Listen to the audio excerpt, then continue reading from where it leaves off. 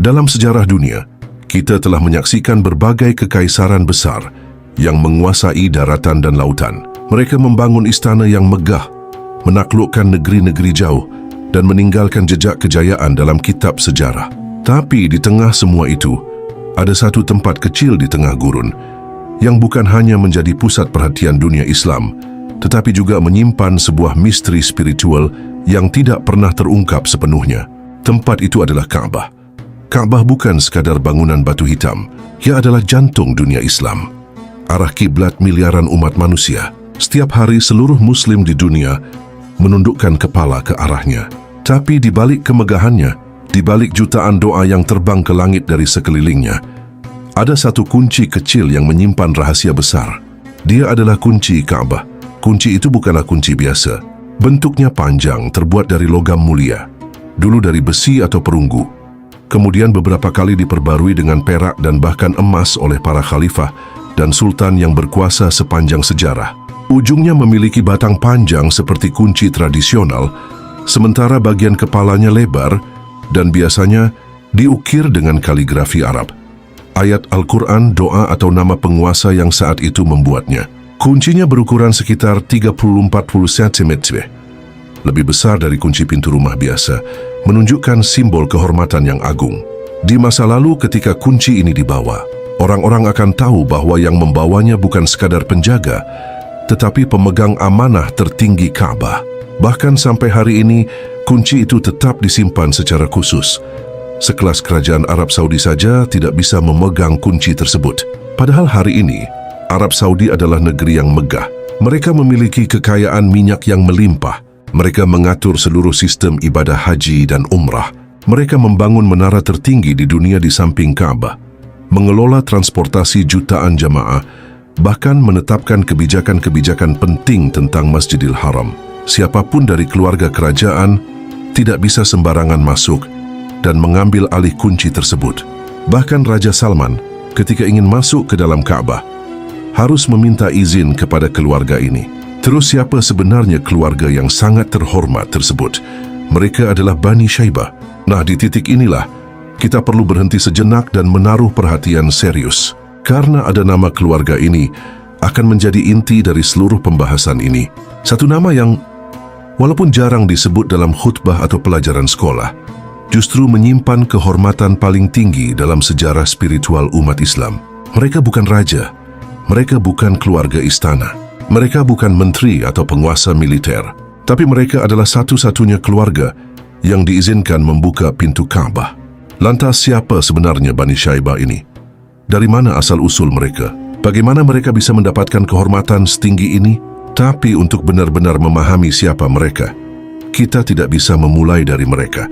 Kita harus melangkah mundur jauh ke belakang, ke zaman di mana Ka'bah belum berdiri, ke saat Makkah belum bernama Makkah, ke sebuah kisah luar biasa antara seorang ayah, seorang ibu, dan seorang anak yang ditinggalkan di tengah padang pasir tanpa air.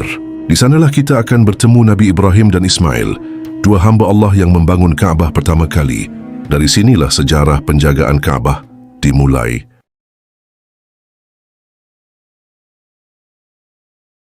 Untuk memahami bagaimana sebuah kunci kecil bisa menjadi amanah terbesar dalam sejarah Islam, kita harus kembali jauh ke masa lampau, ke sebuah lembah tandus yang pada mulanya tidak memiliki nama, tidak memiliki penghuni, dan tidak memiliki kehidupan. Lembah itu hanyalah hamparan pasir kering, batu-batu hitam, dan terik matahari yang menyengat tanpa ampun. Di sanalah Allah memerintahkan Nabi Ibrahim untuk meninggalkan istrinya, Hajar, bersama seorang bayi kecil bernama Ismail. Dalam peristiwa itu Nabi Ibrahim yang penuh kasih melangkah dengan berat meninggalkan istri dan anaknya di tengah gurun. Tidak ada kebun, tidak ada sungai, tidak ada sumur. Hajar berlari mengejar Ibrahim seraya berkata, "Wahai Ibrahim, apakah engkau akan meninggalkan kami di sini, di lembah yang tidak ada manusia dan tidak ada kehidupan?" Ibrahim diam. Hatinya berat, matanya berkaca-kaca, tapi lisannya terkunci. Hajar bertanya lagi. Ibrahim tetap tidak menjawab. Hingga akhirnya Hajar bertanya dengan penuh keyakinan, "Apakah ini perintah Allah?" Ibrahim menjawab singkat, "Ya." Hajar pun berkata dengan iman yang luar biasa, "Kalau begitu, Allah tidak akan menyia-nyiakan kami. Inilah awal mula sejarah Makkah. Bukan kekuatan manusia yang membangun kota ini, melainkan iman dan ketaatan seorang ibu serta doa seorang ayah. Hari-hari pertama di lembah itu penuh dengan cobaan. Bayi Ismail menangis kehausan. Hajar, dengan perasaan hancur, berlari dari Bukit Syafa ke Bukit Marwah. Ia berlari bukan sekali, tapi 7 kali, dengan harapan ada setetes air yang bisa menyelamatkan anaknya. Di saat keputusasaan memuncak, Allah menurunkan pertolongan. Dari hentakan kaki kecil Ismail, memancarlah sebuah mata air yang tak pernah kering hingga hari ini. Zam-Zam, air itu menjadi kehidupan. Burung-burung mulai berterbangan di atasnya, tanda adanya sumber air. Dari sanalah kabilah Jurhum, yang sedang mengembara di padang pasir, datang menghampiri. Mereka meminta izin kepada Hajar untuk menetap. Hajar dengan kebijaksanaannya mengizinkan dengan satu syarat kepemilikan. Zam-Zam tetap menjadi hak anaknya Ismail. Tahun demi tahun berlalu, Ismail tumbuh menjadi seorang pemuda. Ibrahim datang kembali ke lembah itu, membawa kabar besar. Allah memerintahkannya untuk membangun sebuah rumah ibadah. Di tanah tandus itu, ayah dan anak bahu-membahu mengangkat batu. Batu demi batu ditumpuk, hingga terbentuklah bangunan 4 persegi yang sederhana, namun penuh makna. Ketika pondasinya berdiri, Ibrahim berdoa dengan penuh harap. Ya Rabb kami, terimalah dari kami amal kami. Sesungguhnya Engkaulah yang maha mendengar lagi, maha mengetahui. Quran Surah Al-Baqarah ayat 127. Ka'bah berdiri bukan sebagai monumen biasa, melainkan sebagai pusat ibadah, simbol tauhid dan poros persatuan umat manusia. Setelah Ka'bah selesai dibangun, Allah memberikan amanah besar kepada Nabi Ismail menjadi penjaga Ka'bah. Inilah titik pertama dari sejarah pemegang kunci Ka'bah. Saat itu mungkin belum ada kunci logam sebagaimana yang kita kenal hari ini. Namun kunci yang sesungguhnya adalah tanggung jawab spiritual. Nabi Ismail bertugas menjaga kesucian Ka'bah, memastikan tidak ada perbuatan tercela di sekitarnya, mengatur siapa yang boleh beribadah, dan merawat rumah Allah agar selalu dimuliakan. Amanah ini kemudian diwariskan kepada anak-anak Nabi Ismail. Salah satunya adalah Nabit bin Ismail, yang disebut dalam riwayat sebagai penerus tugas mulia tersebut. Namun jumlah keturunan Nabi Ismail saat itu masih sedikit. Mereka belum cukup kuat untuk menjaga Ka'bah sendirian, apalagi menghadapi suku-suku lain yang mulai berdatangan dan bermukim di sekitar Makkah. Karena itu, perlahan-lahan kepengurusan Ka'bah tidak lagi hanya berada di tangan keturunan Nabi Ismail. Suku Jurhum, yang sejak lama tinggal di sekitar Zam-Zam, semakin berpengaruh. Dengan jumlah mereka yang banyak dan kekuatan mereka yang besar, Jurhum mulai mengambil peran lebih besar dalam pengelolaan Ka'bah. Pada mulanya, mereka menghormati kedudukan Ismail dan keturunannya. Namun seiring waktu, dominasi Jurhum semakin kuat, hingga akhirnya kepemimpinan Ka'bah benar-benar berpindah ke tangan mereka. Sejak saat itu, Makkah pun mulai tumbuh menjadi pusat peradaban kecil. Dari tempat sunyi yang dulu hanya dihuni Hajar dan Ismail, kini Makkah menjadi kota yang ramai berkat Ka'bah dan Zam-Zam. Pada masa awal, Jurhum menjalankan amanah itu dengan baik. Mereka menjaga Ka'bah, melayani para peziarah, dan memelihara kesucian rumah Allah. Makkah menjadi tempat persinggahan para kafilah dagang. Bayangkan suasana itu. Di sekitar Ka'bah berdiri rumah-rumah sederhana dari pelepah kurma, tenda-tenda para musafir, unta-unta yang beristirahat setelah perjalanan panjang, dan orang-orang yang datang dari jauh untuk melihat rumah Allah yang dibangun oleh Ibrahim dan Ismail. Jurhum menjadi tuan rumah atas semua itu. Mereka berada di puncak kejayaan. Namun kekuasaan seringkali menjadi ujian yang paling berat. Seiring waktu, Jurhum tergelincir. Mereka mulai menyalahgunakan kedudukan mereka. Dari penjaga Ka'bah, mereka berubah menjadi penguasa zalim. Mereka melakukan perbuatan maksiat di sekitar Ka'bah, bahkan di dalamnya. Salah satu kisah paling masyhur adalah kisah Isaf dan Nailah, dua sejoli dari suku Jurhum yang berzina di dalam Ka'bah. Allah murka dan keduanya dikutuk menjadi batu. Lebih tragis lagi, generasi setelah mereka menjadikan batu itu sebagai berhala yang disembah. Bukan hanya itu, Jurhum juga mulai melarang kabilah-kabilah luar untuk masuk ke Makkah.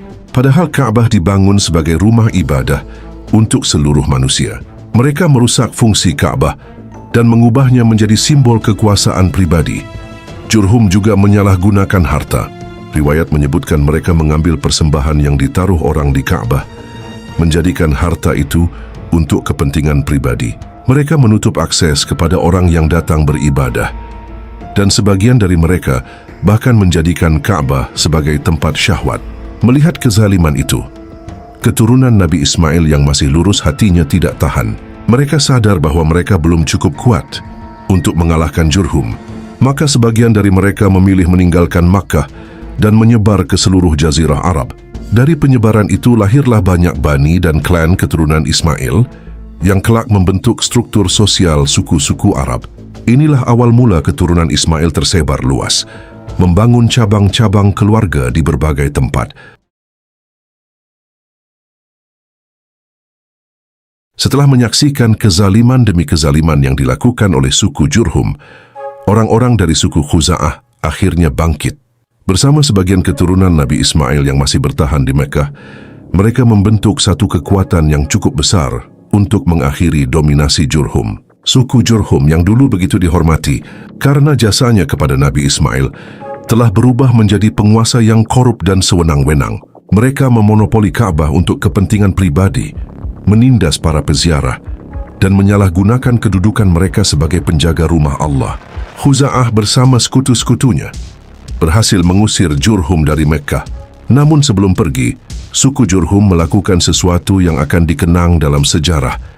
Mereka mengubur sumur Zamzam, mata air suci yang dahulu memancar di kaki Nabi Ismail, dan menyembunyikan harta-harta suci Ka'bah di dalamnya agar tak jatuh ke tangan lawan mereka. Sejak hari itu, kunci Ka'bah dan kekuasaan atas Mekah resmi dipegang oleh suku Khuza'ah. Namun pada masa ini Mekah dan Ka'bah yang suci perlahan berubah. Ia tak lagi menjadi tempat ibadah murni kepada Allah semata, tetapi mulai dipenuhi berhala-berhala dan patung-patung. Yang paling terkenal di antaranya adalah patung Hubal. Patung ini dibawa langsung dari negeri Syam oleh tokoh Khuza'ah bernama Amr bin Luhai, seorang pemimpin berpengaruh namun juga pencetus awal kesyirikan di Tanah Suci. Dialah yang pertama kali memperkenalkan budaya penyembahan berhala ke Mekah. Setelah ia terkesima melihat praktik kaum musyrik di Syam yang menyembah batu dan patung, ia menganggap bahwa itu adalah bentuk penghormatan spiritual yang layak ditiru. Sejak saat itulah, berhala-berhala mulai dipasang di sekeliling Ka'bah. Mekah kehilangan cahaya tauhidnya. Penyimpangan menjadi bagian dari tradisi. Penyembahan kepada Allah bercampur dengan pemujaan terhadap patung buatan tangan manusia. Selama 300 tahun keadaan ini terus berlangsung. Ka'bah hanya menjadi tempat pusat ziarah, tetapi maknanya telah bergeser. Ia menjadi tempat ritual-ritual jahiliyah, bukan lagi lambang penghambaan murni kepada Tuhan Yang Esa. Setelah 3 abad penyimpangan, sejarah kembali bergolak. Pemimpin terakhir dari suku Khuza'ah, Hulail bin Hubsyiyah, menyadari bahwa kekuasaan sukunya mulai melemah. Ia melihat bahwa Quraisy, keturunan Nabi Ismail, telah kembali tumbuh sebagai kekuatan yang kokoh, berilmu dan berakhlak. Untuk menyelamatkan kehormatan Ka'bah dan masa depan Mekah, Hulail mengambil langkah besar. Ia menikahkan putrinya yang bernama Hubba dengan seorang tokoh Quraisy bernama Qusay bin Kilab. Ia cerdas bijak dan memiliki garis nasab langsung kepada Nabi Ismail. Sejak awal banyak yang percaya bahwa kepemilikan Ka'bah harus kembali ke tangan keturunan Ibrahim dan Ismail, bukan terus-menerus berada di tangan suku pendatang seperti Khuza'ah. Pernikahan ini menjadi jembatan strategis dan politik. Dan ketika Hulail wafat, Qusay mulai mengambil peran. Dengan pengaruh yang terus membesar, Qusay menggalang kekuatan dari suku Quraisy dan berbagai sekutu lainnya. Dalam waktu yang tidak lama, ia berhasil merebut kekuasaan atas Mekah secara penuh. Sejak saat itulah, kunci Ka'bah resmi berpindah ke tangan suku Quraisy. Qusay kemudian mengatur ulang kota Mekah, mengajak Quraisy untuk bermukim di sekitar Ka'bah, membangun rumah-rumah permanen, dan menghidupkan kembali semangat pelayanan kepada para peziarah. Ia juga mendirikan Darun Nadwah, sebuah dewan musyawarah tertua yang menjadi cikal bakal sistem pemerintahan Mekah. Dan dari tangan Qusay inilah, kunci Ka'bah diturunkan kepada keturunannya, dimulai dari putra sulungnya Abdu Ad-Dar, meskipun ia bukan yang paling populer di antara saudara-saudaranya. Abdu Ad-Dar bin Qusay, meskipun sah sebagai ahli waris, dikenal sebagai sosok yang pendiam dan kurang dominan. Sementara saudaranya seayah lain ibu Abdu Manaf dikenal sebaliknya, cerdas, dermawan, bijaksana, dan dicintai oleh banyak tokoh Quraisy. Lebih dari itu, keturunan Abdu Manaf, yaitu Hashim, Abdul Syams, dan Muthalib, tumbuh menjadi tokoh-tokoh yang sangat dihormati. Karisma mereka menyebar luas, tidak hanya di Mekkah, tetapi juga ke negeri-negeri dagang seperti Syam dan Yaman. Masyarakat Quraisy mulai bertanya-tanya, apakah layak tugas sepenting penjagaan Ka'bah dan kepemimpinan kota diserahkan hanya karena urutan lahir, bukan karena kemampuan dan kepemimpinan sejati? Benih konflik mulai tumbuh. Keturunan Abdu Manaf mulai menuntut hak atas kekuasaan yang lebih besar. Mereka tidak mempersoalkan warisan Qusay, tetapi mereka menilai bahwa masyarakat berhak mendapatkan pemimpin yang benar-benar bisa menjalankan tanggung jawab dengan kemampuan dan visi. Dukungan kepada mereka pun mengalir dari berbagai klan Quraisy. Dalam waktu singkat, Mekkah terbelah menjadi dua kubu besar. Kubu Abdu Ad-Dar yang bersikeras mempertahankan seluruh hak warisan secara utuh, sedangkan kubu Abdu Manaf yang menuntut pembagian kekuasaan berdasarkan kapasitas dan peran nyata dalam masyarakat. Ketegangan meningkat, aroma perang saudara mulai terasa. Masing-masing kubu mulai mengikat sumpah setia di antara sesama anggota klan. Mereka mengecat tangan dengan darah, meletakkannya dalam satu bejana, lalu bersumpah untuk tidak mundur dari perjuangan mereka. Mekkah nyaris jatuh ke dalam konflik bersenjata antara saudara sesuku. Dunia Arab menahan napas. Semua menunggu, apakah Ka'bah akan menjadi saksi pertumpahan darah dari anak-anak Qusay? Namun akhirnya, suara damai lebih kuat dari suara perang para tetua Quraisy. Tokoh masyarakat dan orang-orang bijak turun tangan. Mereka menginisiasi musyawarah akbar untuk mencegah konflik terbuka. Diadakanlah perundingan antara kedua pihak dengan suasana penuh ketegangan, tetapi tetap dalam kerangka kehormatan Arab. Setelah berbagai pertimbangan dan negosiasi panjang, sebuah perjanjian damai disepakati. Poin-poin perjanjian damai yang monumental itu adalah sebagai berikut. 1. Kunci Ka'bah tetap berada di tangan keturunan Abdu Ad-Dar. Mereka mempertahankan hak untuk membuka dan menutup Ka'bah, memegang panji perang, memimpin pertemuan-pertemuan penting di Darun Nadwah. 2. Keturunan Abdu Manaf diberikan tanggung jawab atas pelayanan sosial dan kemanusiaan. As-Siqayah, memberikan air kepada para peziarah haji. Ar-Rifadah, menyediakan makanan dan bantuan logistik, menjaga hubungan dagang Quraisy dengan negeri luar.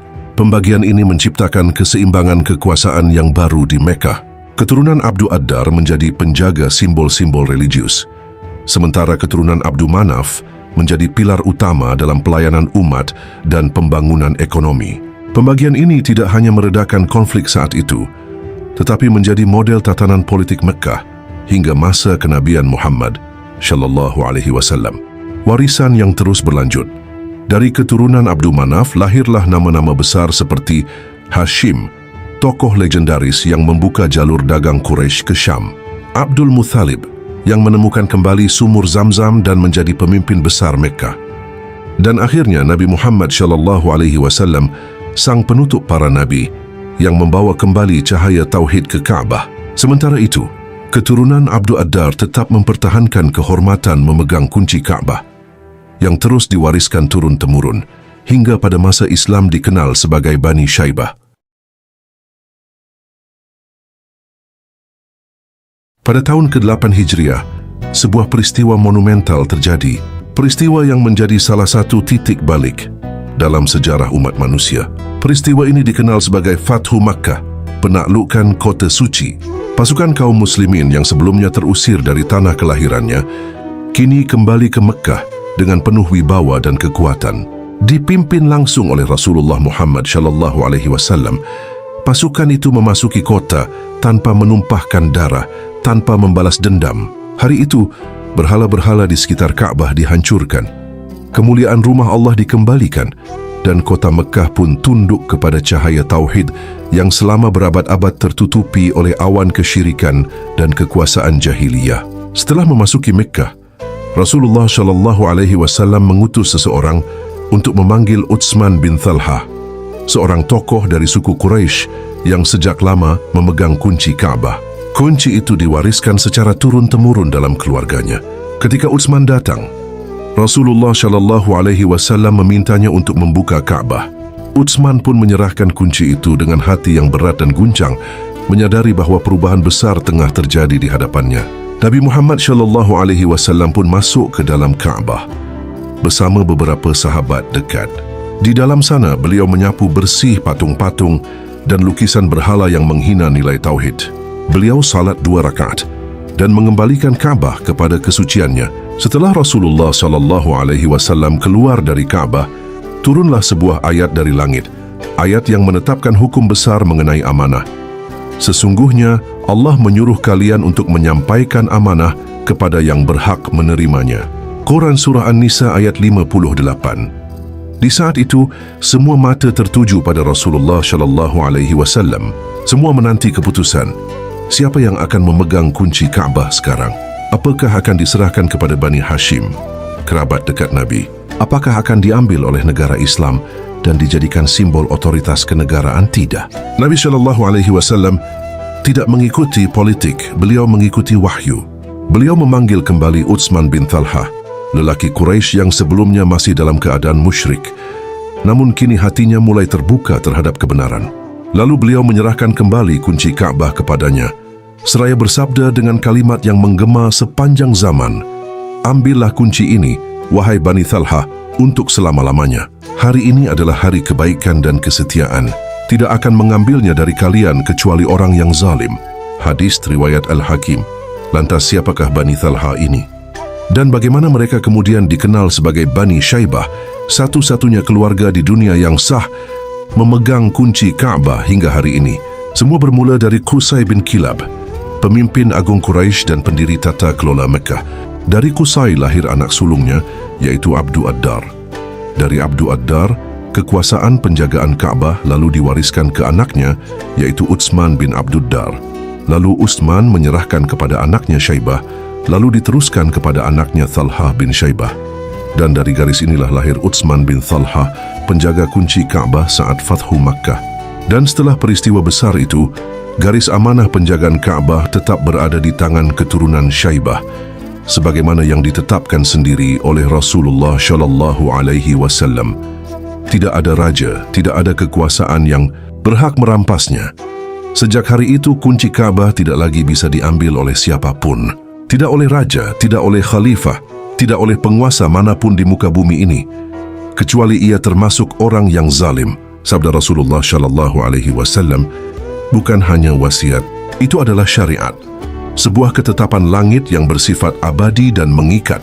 Bani Syaibah, dari Syaibah bin Utsman bin Abduddar, telah memegang kunci Ka'bah selama lebih dari 14 abad, melampaui kerajaan demi kerajaan, Bani Umayyah, Bani Abbasiyah, Khilafah Utsmaniyah, hingga kerajaan Saudi hari ini.